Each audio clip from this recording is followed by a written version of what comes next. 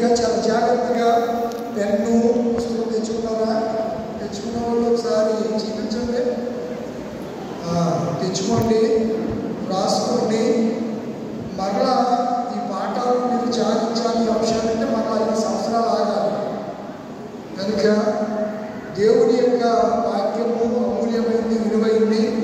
తేనెకంటేను చుట్టూ తేనె దారికంటేను అది మధురమైంది. కనుక ఆ మాటలు పుటము వేయబడినటువంటి బంగారు వంటివి, శుద్ధ సువర్ణ వంటివి. కనుక ఆ మాటలు వినడం ద్వారా మనము ఎంతో ఆధ్యాత్మికమైనటువంటి మేలు మనం అనుభవిస్తామన్న సంగతిని జ్ఞాపకం చేస్తున్నాను.